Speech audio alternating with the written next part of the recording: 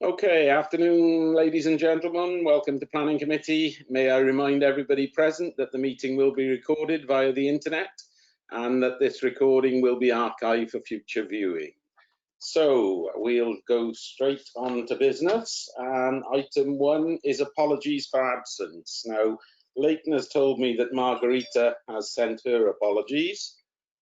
So it's Margarita, right? Any others? No. No, nothing. No one else, Chair. No. Okie doke, thank you. Are we all happy with the minutes of the 4th of November? Are you happy that I sign these? Yes, propose you sign them. Thank you very much. Okay, declarations of interest, please. Yes, Chair. I have a declaration in planning application 2020-00705 full. My father works for the company that is doing the building works, so I will leave the meeting. Thank you, Leighton. Well, I knew Leighton was going to declare. We've had a previous conversation, so if there are no other declarations of interest, we will move straight onto the agenda. And because of Leighton declaring, oh, sorry, yes. Apologies, you got a Councillor Wilson wanted to raise something about the next meeting. Oh, right, yes, Margaret. Hello there. Councillor Wilson. Oh, Wilson, sorry, I thought you said Wilkinson. Mark, yes. Yeah, I was going to say the next meeting is due to be the 23rd of December, but because the UK government's announcement about relaxing people moving from Wales to UK, I'm thinking of the staff here in particular.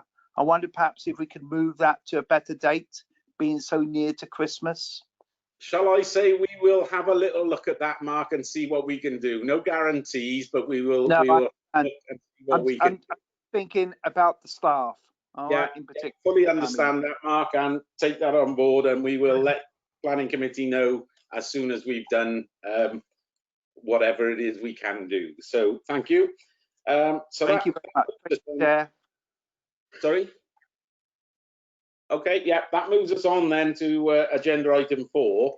And because of Leighton's declaring on the first application, I'm going to move that one to last. So we're going to do 2019 1177 full Glen Burnie Port Road, Wenvo.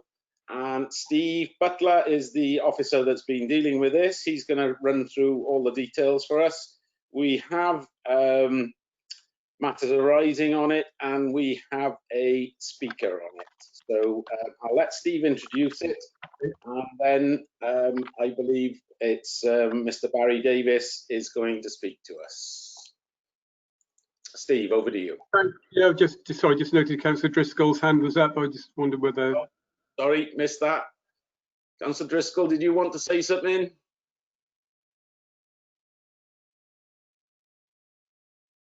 No, nothing. No. I'm sure. I think you're on. Bear with me, Chair. I'm going to have to unmute him. Bear with me. Bear with me, Chair. I have to unmute him. Councillor Kemp's just arrived as well. Yeah, you're unmuted now, Councillor Driscoll. Thank you, Mark. Chair, Leighton Rowlands left the meeting because he thought he was. Leighton hasn't left, Vince. He's there in the background. He knows that we're going to do it last. We've had the conversation. He hasn't left the meeting. He's just okay. My mistake. My mistake. Okay. Thanks, Chair.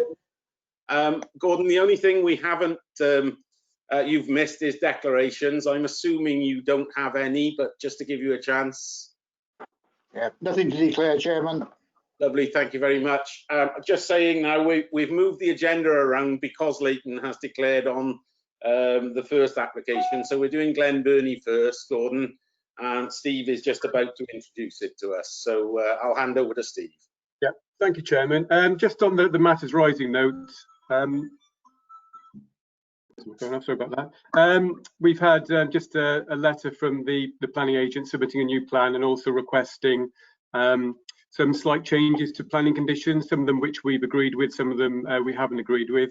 And we've also had a further letter of objection from a neighbour, just to point out that the note does actually give the address as Wenvo, but obviously Brooklands Terrace is in fact in Culverhouse Cross. Just wanted to clarify that point. So so the application itself, Vicky will run through the plans.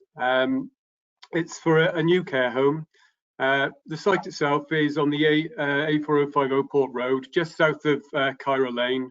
It's next to you probably all know, it's next to the roundabout where you've got the Wolston Castle Public House and the Premier Inn. So it's an existing house in a very, very, very large plot. And so the site itself is just a residential curtilage. Most of it is garden. The existing house is located on the southern part of the site. So the application, which has been amended, is for a 70-bed care home with associated works. There are 32 parkings. If we can just go down a bit further, Vicky, just to the elevations. It's a bit slow.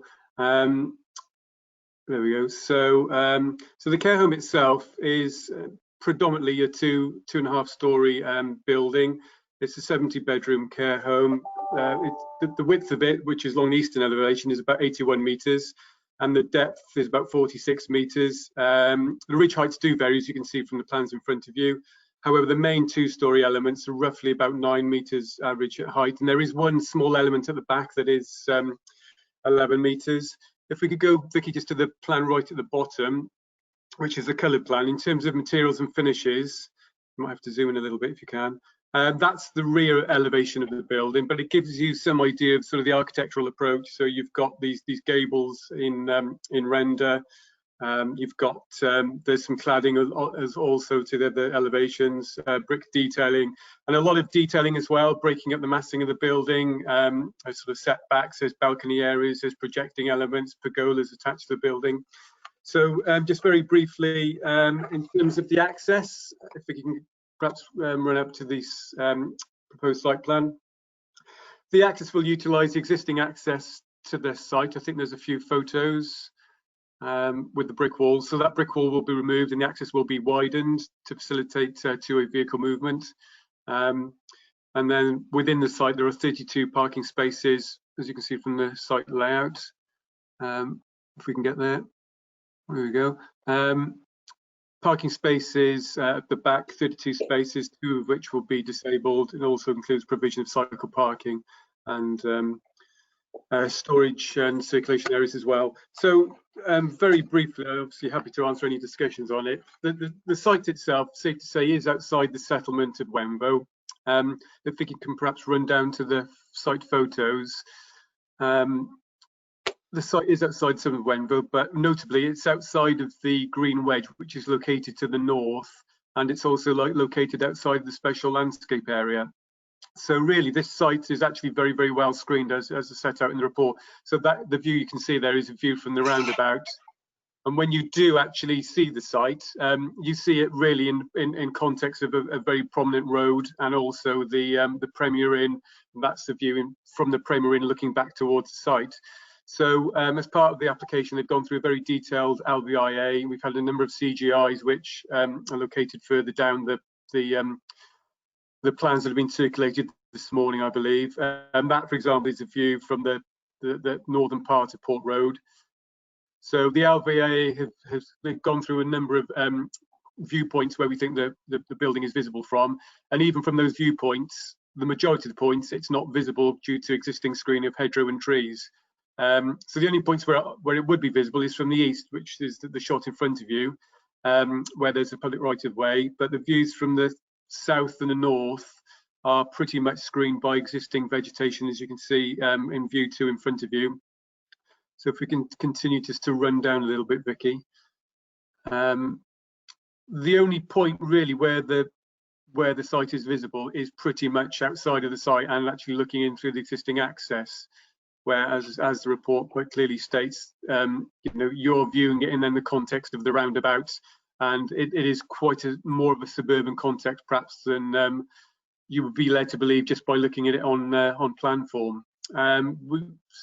Just very briefly, in terms of highway improvements, the applicants have agreed to provide, which would be part of this 106 contribution, or would be taken out the 106 contribution for crossing point in front of the site to link the site up directly with Wenvo on the other side of Port Road.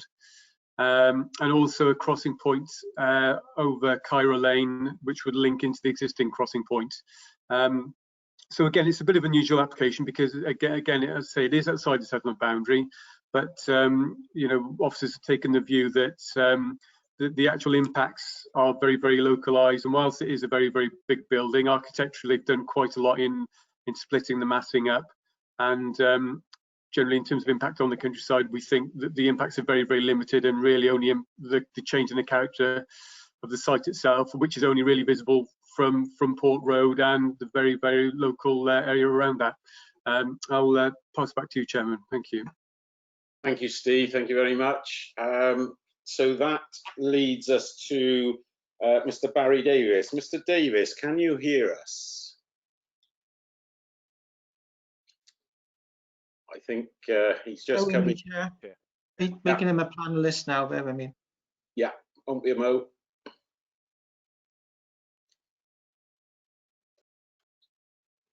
Mr. Davis, can you hear us?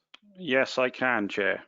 Lovely, thank you. Right, I think you've spoken to us before at Planning Committee, but you have 3 minutes to speak. Mark will shout when your 3 minutes is up if you haven't finished, and I will cut you off very promptly. Welcome to Planning Committee, and 3 minutes starts from when you're ready, from now, please. Thank you, Chair. My name's Barry Davis. I'm a planning consultant at Asprey Planning and agent on this application. Given that the officer's report is comprehensive and supportive, I will try to keep this brief. Castle Oak is an award-winning Welsh company working exclusively in the retirement sector and has built over 200 care homes across Wales and the UK. Having developed care homes in Newport and Cardiff, if successful today, Castle Oak is looking forward to developing this care home in the Vale of Glamorgan. The care home is proposed to be operated by Dormy Care Communities, another Welsh company and an award-winning operator of care homes. Indeed, last year, Dormy Care won the UK Care Home of the Year award for its new care home in Abergavenny. Now, the number of residents aged 85 and above in the Vale is set to double over the next 15 years. And there is a current shortage of nursing beds, which is set to increase significantly over this period. This shortfall will require 5 new care homes to be built in the Vale over the next 15 years. As there hasn't been a purpose-built care home constructed in the Vale for over 20 years, this proposal represents an important step towards meeting that need. In the meantime, smaller, older care homes in the Vale are increasingly at risk of closure, as evidenced by the closure of the old Rectory care home in Wenvo in 2016. This shortfall in nursing beds means self-funding, lifelong residents of the Vale may have no option but to live out their final years outside of the county, away from their home and their family. To address this need, it is proposed to construct a new state-of-the-art care home on this site at the edge of the settlement. The development has been informed by extensive pre-application engagement with your officers and public consultation with the local community, including a day-long consultation event held in the village hall and a presentation to the community council. We found the overwhelming majority of the local community are very supportive of the proposal. The proposed care home will see an investment of over 10 million and will create around 95 full and part-time jobs for Wenvo and the surrounding area. And Castle Oak has also agreed to make a financial contribution of over £87,000 towards sustainable transport.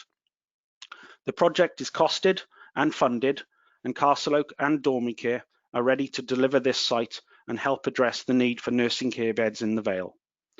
Finally, I would like to express my thanks to Stephen, Victoria and the rest of the team for their engagement and diligence throughout this application.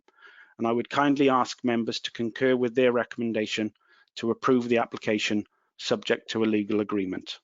Thank you. Thank you, Mr. Davis. Well within your 3 minutes. Thank you very much. Okay, any points of clarification there that we need to ask Mr. Davis? I don't see anybody asking for clarification. There's nothing on the chat. So thank you, Mr. Davis. We will cut you off now and go into our debate. Thank you very much. And as a local member, I feel I've got the right to start on this one. And I can say without doubt, there is, well, I have had no people come to me and complain about this development. I've had an awful lot of people welcome it. I would have liked to have seen a little bit more. I would have liked to have seen a lighted crossing point come out of the development on the 4050, but our planners and our highway engineers have looked at it in great depth, and it is a very busy, complicated piece of road with the bus lane and some strange cambers and whatever. And unfortunately, we just couldn't. It would cost so much money to do. It's out of the question at the moment. So a little bit of disappointment there, but I do welcome the care home. As Mr. Davis said, we lost our one and only care home in Wenvo 4 years ago. So this will be very welcome, and jobs are always very welcome. It's highly sustainable. It's on a main bus route with regular buses daily. So I'd like to think a lot of staff will actually use sustainable modes, and hopefully a lot of the staff will come from the locality and be able to walk to work. So that's me. I'm very much in favour of this development. Anybody else got any comments or questions, please? Yes, Neil Thomas. Yeah, like you, I think it's a much needed development. I didn't know the Rectory Road one had closed. The Rectory one had closed rather, but there was a really nice home as well. I'm surprised. But yes, there is a need for more accommodation for elderly citizens. Although I would have preferred to have seen it more urban than suburban or countryside for accessibility and the rest of it. But I understand the argument within the report about the cost of land and so on in towns, making it more attractive for house builders rather than people building this sort of thing, which makes it more exclusively expensive for people wanting to build this kind of development. I note also that there is mention within the report about planting with a view to the ecology of the site. I was concerned until I came across that conditioning that you know they could be planting for decoration rather than for ecology. But I note that that is part of the proposal, and I welcome that. I think it's a really good move. I also note the 106 money you're going to be getting, John. That's a good move as well. But yeah, I'd like to move officers' recommendations, please. Thank you, Neil. I've got Ian wants to talk next, and if anybody else wants to talk, please wave at me. But Ian, next, over to you. Thank you, Chair. Just looking for some quick clarification from officers. As this, just going back a couple of years, so this isn't a candidate site within the local development plan. I remember on multiple occasions during the development of the LDP, I raised the lack of older people's accommodation that was included in there. I'm just clarifying whether we made any provision for older people's accommodation within the LDP, and how this fits within our LDP setup. Also, I agree with people. It's very sad that the old rectory closed. Obviously, that was a couple of months after a disappointing CSSIW report. I don't know what effect that had and what effect that has on the wider provision that this refers to. Thanks, Chair. Thank you, Ian. Okay, Margaret, I see you there, but Vicky's going to come in and answer Ian's questions, and then Margaret Wilkinson will come in after that. So, Vicky, over to you. Yeah, thank you. Just to address the LDP points, can you all hear me okay? Yeah, I can see some nods, good. It may well have come forward as a candidate site. I wouldn't know without checking. So it could have come forward as a candidate site for any number of things, but it wasn't. That didn't transpire into anything. It's not allocated for anything in the local development plan. you know, it is countryside as the report sets out. And in terms of specifically addressing older persons accommodation, the LDP is not specific in that regard. And I think that is something that when we come into plan review, which we will commence next year, I think we will need to look at again. There isn't anything specifically in Planning Policy Wales or national guidance that directs you to do that through your development plan process, but it is quite a common theme for us here in the Vale that gets raised, you know, in relation to one-off dwellings as well, and succession, you know, families wanting elderly parents to come and live with them and those sort of issues. And I think we will need to grapple with them through our plan review and evidence base. So I thank you, Councillor, for raising the issue, and I'd like to give some assurance that we will be considering that in the next plan. But for now, we have to deal with them through the development management process, as we are in this one, taking a slightly more pragmatic and flexible approach than perhaps the LDP would strictly set out for us. Thank you, Vicky. Margaret, you wanted to come in. Thank you, Chair. I will second Neil Thomas's movement, but I've got to say there is a real good bus route there. I mean, every half an hour from Cardiff, every half an hour from Barry, and then we get odd ones from down the Vale going through about every hour. So I think it's a good site, and it is people be able to get there quite easy. So I will second that. Thank you very much, Margaret. Is there anybody else who would like to ask a question or make a comment? If there's not, I will ask you, Andrew Parker. Only just to compliment the scheme and compliment the officers again, because the fact that we've managed to discuss this over a quarter of an hour, very impressed with the landscaping scheme too, whoever did that. So it was something that we really pushed for. So rather than having these CGI showing how a site will look, we said, well, you've got to sort of match your CGI up with you know, actual planting to ensure that it's delivered. So we went back and forth with our landscape architect to secure the scheme, and you know, we had 3 or 4 revisions on it. And it's quite a complicated one as well, because the landscaping scheme needs to be future proofed in case there is the cycleway footway going along the frontage of the site. So effectively what you're going to get initially are two green boundaries, just to future proof it. So you know, the certainly landscaping scheme is very, very high quality, as you can see from the submission. Yeah, and the good news is the poor old ash dieback trees, which are shown on the photographs now, which will be there, have been replaced with more appropriate species. But no, it sets a high standard, and you know, let's hope other people follow it. Thank you, Andrew. Vicky, yes. I just wanted to remind you, Chair, that the matters arising do make amend the officer's recommendation to include a whole number of changes to conditions. So if we can just be clear, I'm assuming that is what the move is for, officer's recommendation including those matters arising changes. That's all. I will clarify that now with Neil, and Neil has put his thumb up and he's happy. And Margaret, who seconded, are you happy? Yes, Margaret's got her thumb up as well. Excellent. So is there anybody who is likely to want to abstain or vote against this?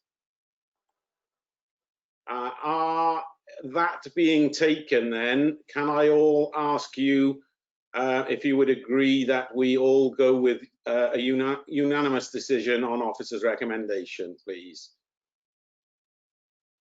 No one is going crazy. I've got lots of thumbs going up. I will take it that is passed with officer's recommendation on a unanimous vote. Thank you all very much. Now then, I see Leighton's picture pop up. I need to make sure that Leighton has left, and I'm just looking down my list, but I think he has left now. Am I right, Mark, saying Leighton has left the meeting? Yeah. Yes, that's right, Chair. Yeah, okay.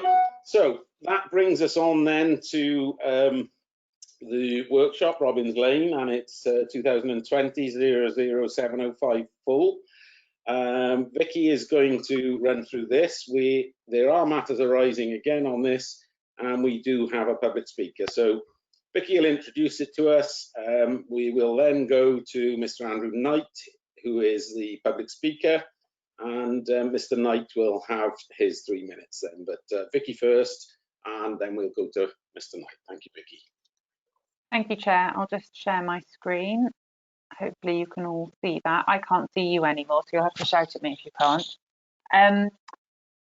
Just to draw your attention to the matters arising then first, it's just further comments from Councillor Neil Moore, who called in the application, just to make his position clear that he's disappointed that the application is a retrospective one and thinks that such matters should always come to committee for consideration, and drawing committee's attention to the concerns that have been raised by residents, which are obviously set out in the report, and I'm sure we'll hear some more in the public speaking as well. So if I can just give you a bit of a summary of the application. It is a retrospective application, but it follows a previous application for largely similar works that was relating to the existing workshop. So it's an established lawful use here for sort of car repairs and garage workshop use. And the previous permission, and therefore also this retrospective permission, sought to change the first floor of the coach house that you can see as the red brick building shown in the plans, to use that first floor as a cafe type use, and then to make some alterations to the workshop building itself. This retrospective application seeks to resolve the fact that the works were carried out slightly differently to the approved plans, and to regularise that by dealing with this application. You can see from the photographs, the easiest thing to show you really is the photograph of what has been built. So what had previous permission was a continuous flat roof along these premises. What's been built is a flat roof, hopefully you can see it in the picture here, that is slightly higher, certainly on the road frontage, than was shown on the approved plans for the previous one.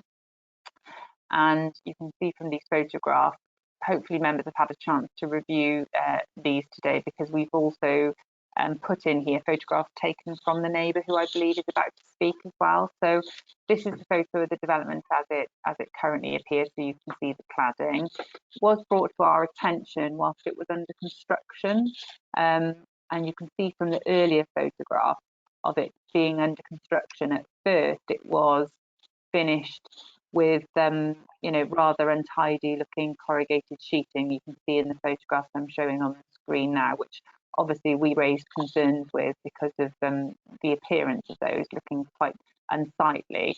So we think it's an improvement now in terms of what they had originally built it as, and we think in terms of its visual appearance, we think it's now acceptable with the cladding that it's now been finished in. The main issue really, I think members probably need to consider, and I'm sure we'll hear from the neighbours, is really this impact on the neighbours. Primarily this one, where we stood in the garden, having the photograph of it here, in terms of its visual impact, whether it's overbearing or unneighbourly.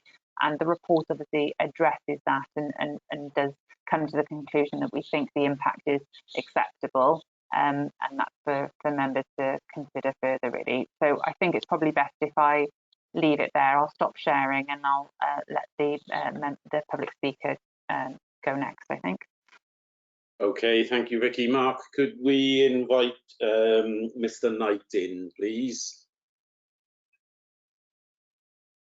This has been made a panelist now, Chair. Lovely, thank you. Hello, Mr. Knight, can you hear us? I can indeed, assuming you can hear me. I can hear you loud and clear. Just to give you a bit of protocol, I dare say Mark has discussed this with you previously, but as a public speaker, you will have 3 minutes to put your case. Mark will shout when your 3 minutes is up, and I will cut you off fairly promptly. If you could hang on then after that, we will ask our committee if they need anything that you have said clarified. And once we've heard from you, we'll then go on to discuss the matter and make our decision. So if you're ready, Mr. Knight, I will hand over to you and you will have 3 minutes. If I may, before the 3 minutes start, because I was muted earlier, I do need to declare an interest. It doesn't relate to this business, but I'm a chair of Taff Housing Association, which is a registered social landlord and also a partner with the Vale of Glamorgan on some services, not housing. I'm also an independent consultant in the field of HR, but I'm working for Cardiff Community Housing, who are also a partner with the Vale of Glamorgan. Whilst it has no impact on this particular matter, I wanted to declare that up front. That's fine, thank you for that. So are you ready to go? Certainly am. Right, over to you then. Mark, if you could start your timer, please. So I suppose the main issue for me is, having listened to Victoria's report, and I don't mean to do a disservice to officers, frankly, they're wrong.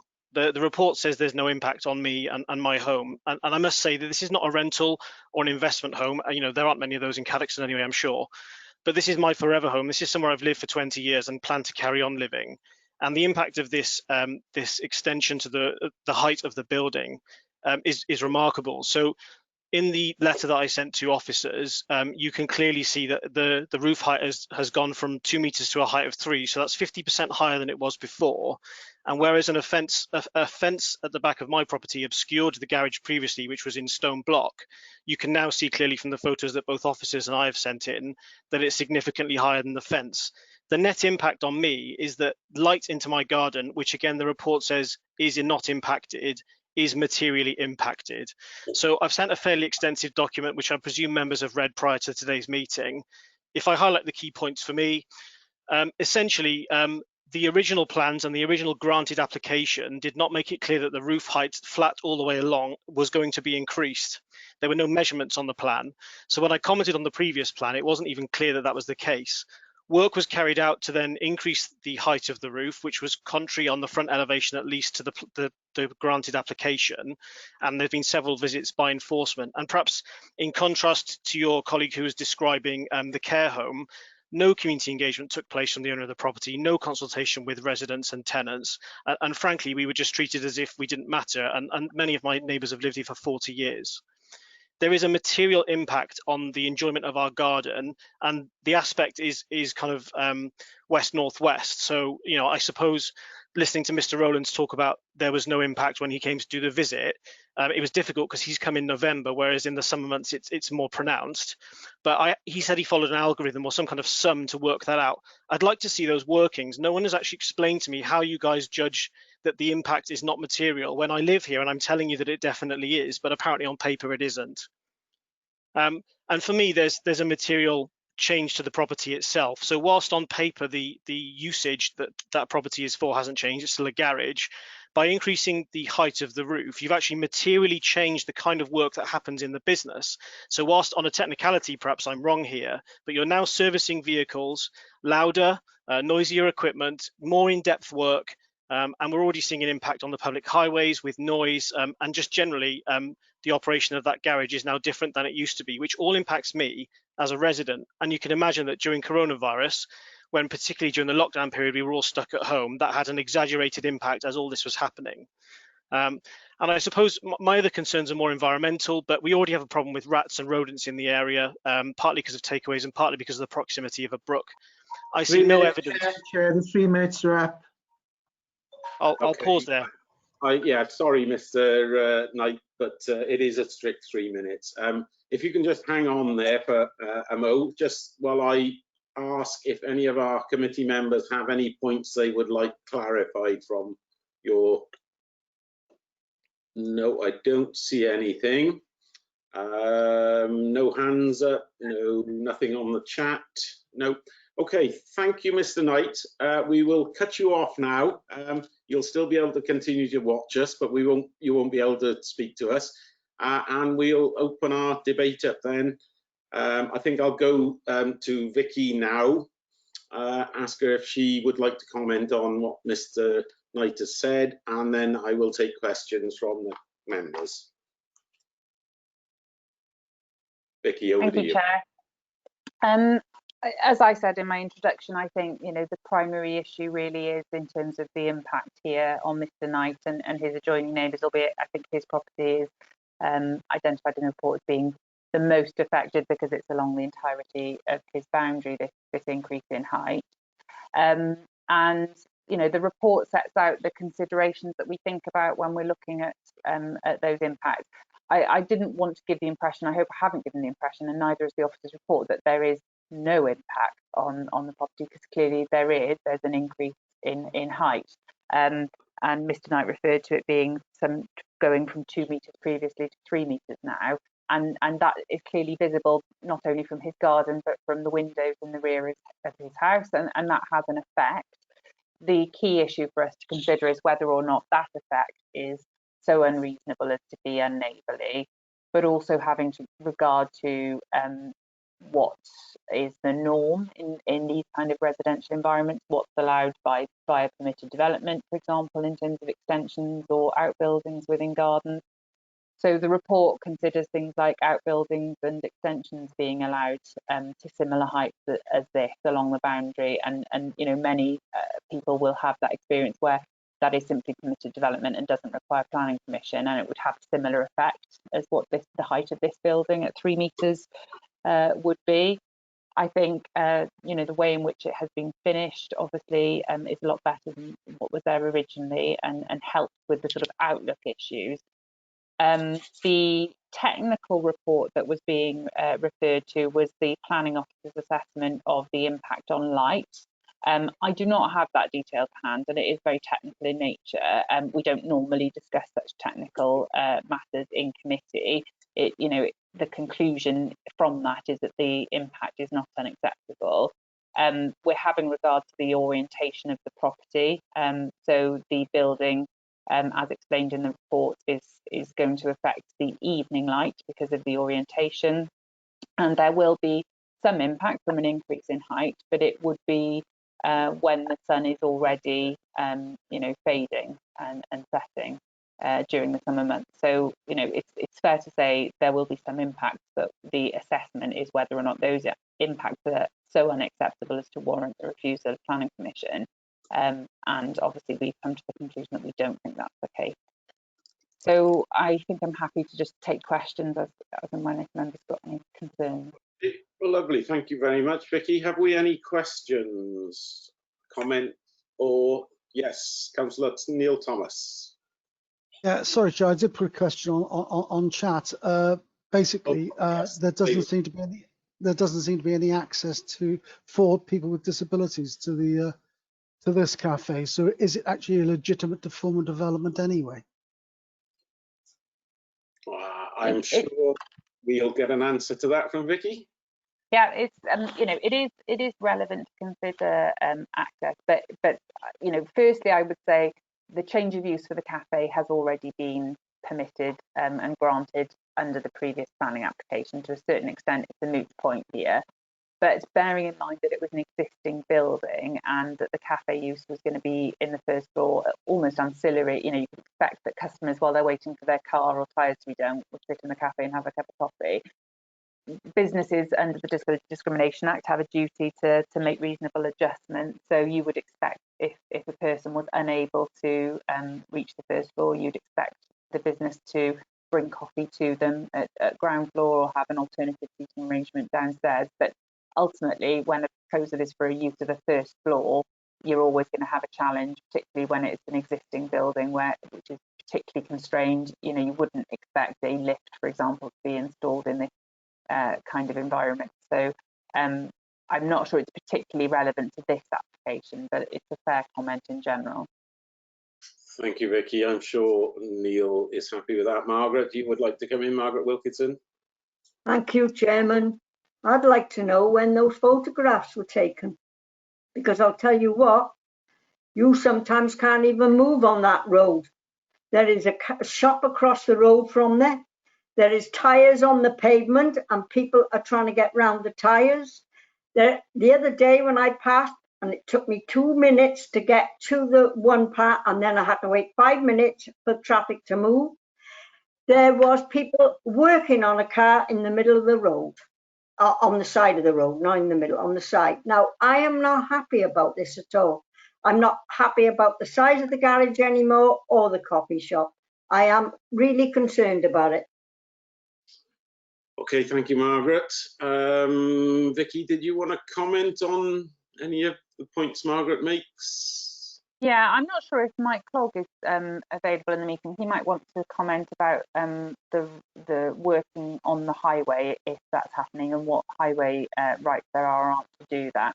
In terms of the parking impact, I mean, this is an established lawful use, so we can't be considering the parking impacts of the existing business or how that operates, and we see a lot of problems around garages and things like this in constrained urban sites, but we can't alter the fact that it's got a lawful use for this activity to happen.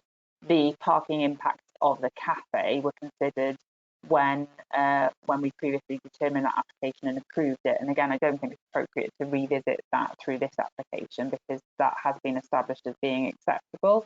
Having said that, as I pointed to, I think the majority of customers are likely to be customers that are there, accompanying their car, having work done to it, or potentially customers arriving on foot and walking there locally. Obviously, if there's congestion in terms of parking locally, people will drive on to somewhere else. I should imagine there's plenty of places to get a cup of tea or coffee in Barry. So if they can't find a parking spot, I should imagine they'll move on. But those matters were primarily addressed in the previous application, and I don't think it's appropriate for us to revisit them now here. I don't know if Mike is there. Perhaps he'll shout up if he is. Yes. Yeah. Coming on now. Yeah. Yeah, thanks, Vicky. I'm not that familiar with the area, but certainly any, and I've only just caught the sort of tail end of the conversation, but any obstructions or any materials left on highway, we would certainly want to take or want to investigate and take appropriate action over. And I will arrange for one of my inspectors to visit the location over the next couple of days to have a look and see what's happening there. And as I say, we will take appropriate action if there is any materials on highway. Thank you, Mike. Very, very much. I think that'll please Margaret on that. Yes, Margaret, you'd be happy with that? Yeah. Yeah, I'll be happy with them looking, but some days it's clear, other days it's not. But not only that, I'm not happy with the traffic because I'll tell you what, it's on a bend. There is a shop opposite, and the shoot out of the side of that road, some of them, and there's a bus sometimes goes along there, and I'll tell you what, I think since they've made it bigger, it's dangerous. Okay, thank you. I'm sure Mike's inspectors, when they pop along, will perhaps have a quick safety review of the area, and maybe perhaps you could come back to Margaret and copy committee in with that, Mike, if that's possible, please. Yeah, absolutely. I'll get my traffic team to have a look at the area as well. I'll perhaps get some additional details off Vicky just to make sure I've got the area correct, so that when we do go out, we know what we're looking at. Because apologies, I was only vaguely listening to the conversation before you asked for comments. But yeah, sure, we'll certainly investigate the concerns being raised by Councillor Wilkinson. Both from anything on the footway causing obstruction or from a traffic safety perspective, not a problem at all. Lovely, thank you very much, Mike. Councillor Johnson, you wanted to speak. Thank you, Chair. I wanted to, I suppose actually it's probably following on from some of what Councillor Wilkinson has said, just clarification from the planning officer about the exact lines of the discussion that we can have, because what I think Councillor Wilkinson was referring to, whether it's the the lawful use of the building or the A3 use was actually agreed in a previous application, which wasn't called in by the local members to this committee. So that's already done and dusted, and those issues are a matter for enforcement and for checking out that they're operating properly. And so the issue that we've got here is really actually quite tightly drawn, which is about the height of the building or the extension that's been put on there. Could the planner also just clarify what actually is in the Anavantol? I can't remember the English for that. What's actually the what are the contours for discussion here? Because it feels there's a lot of issues around here which were actually dealt with in the previous application, which we wasn't called into us and we haven't dealt with, we haven't seen, and what are we actually dealing with here today? Thank you, Chair. I'm sure Vicky will enlighten us. Yeah, I think you've summarised it pretty well there, Councillor. You know, the change of use to the cafe was previously considered and previously approved. It is included within this application, but it needn't be because it's already got that planning permission, and that's you know, that's the fallback. And certainly, I would be very concerned about members making a decision to refuse the change of use of the cafe, which has previously been considered as acceptable by the local planning authority. It was determined by officers under delegated powers. It wasn't called in at the time. So, you know, it really is a bit of a moot point to discuss the merits of the change of use to the cafe. Similarly, the lawful use of the workshop as a workshop, that's well established. And again, we can't reconsider the acceptability of that or otherwise.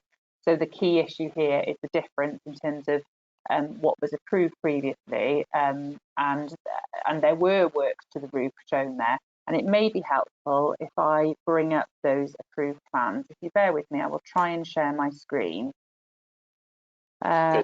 While you're doing that, Vicky, I will say that I have seen that Pam Drake and Eddie Williams want to come in after Vicky finished.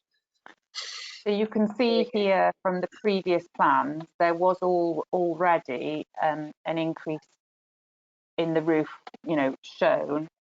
You can see there the height of the roof relative to the windows in the property. Hopefully members can make that out, but you can see it was all one long flat roof. Though you know, there is some ambiguity here because the site is not flat, and you know, there is potentially a difference in levels at the back of the site compared to the front. And when enforcement officers went to investigate the matter, when it was brought to our attention what was being built, didn't appear to accord with the plans. Certainly, the part of the flat roof closest to the coach house on the road side did appear to be higher than as shown on these plans, but it was, you can see the height of it relative to the windows shown on that plan in front of us. And if we compare that, I can try and share the photographs of what's been built on site. Hopefully members can see that, you know, the roof is just under those windows. So the difference is relatively minor in terms of that height compared to what was on the previous approved plans. It clearly wasn't built in accordance with the approved plans because you can see here quite clearly it steps up the building, and that's not what was shown on the previous plans. And so this application is to regularise what's been built because it doesn't accurately reflect what was shown on the plans, but they are relatively minor changes when you consider what's previously been granted. Hopefully that clears it up.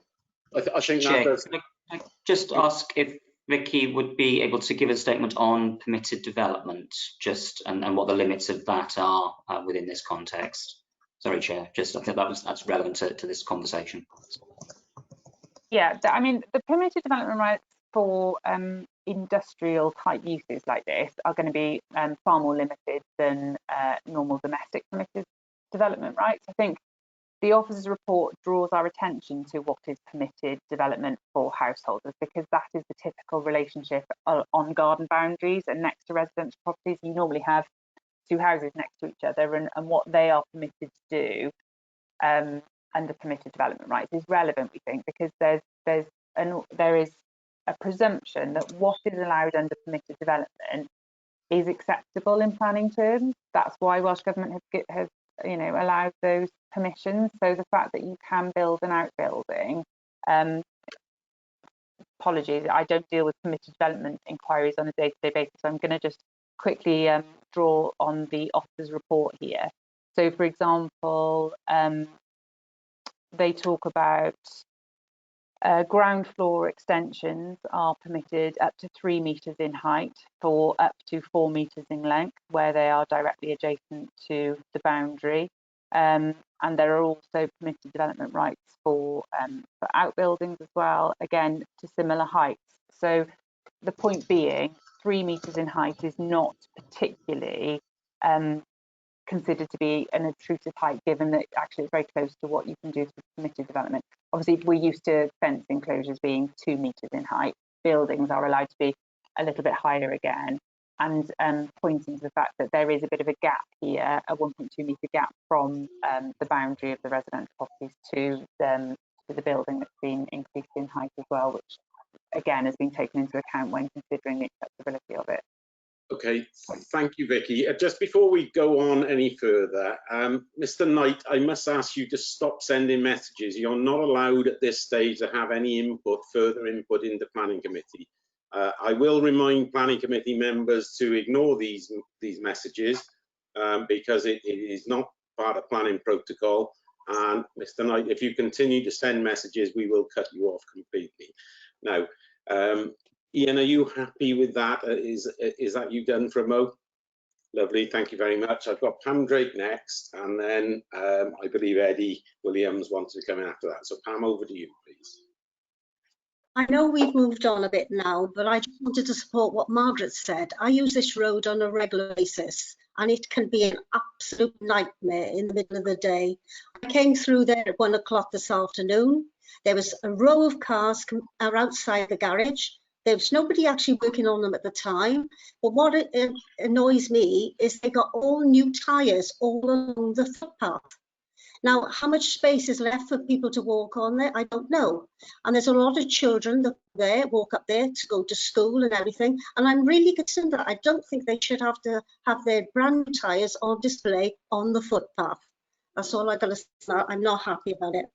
No, Pam, I fully understand that, and Margaret, and I think Mike is going to have a little look at that. This is an enforcement thing rather than a planning thing, and I'm sure he'll update us as and when, and it's the kind of thing that we can kind of deal with after the planning application as well. It's not dependent on this application. So I'll go to Eddie next. Understand. Yeah. Sorry. I'll go to Eddie next, and then I see Andrew Parker indicating. Eddie, over to you.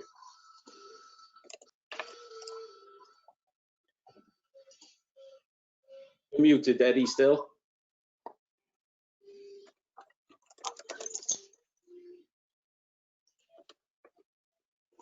No. Sound is on, Chair. How are you doing, Eddie? No. Can you send him a mute request or something, or an unmute request? He's unmuted, Chair. There's something wrong with the sound. So maybe if Councillor Williams puts it in the chat. Yeah, Eddie, could you pop something in the chat? I'll go to Andrew and then come back and see if we can speak to you in a minute or two. Andrew, you wanted to come in.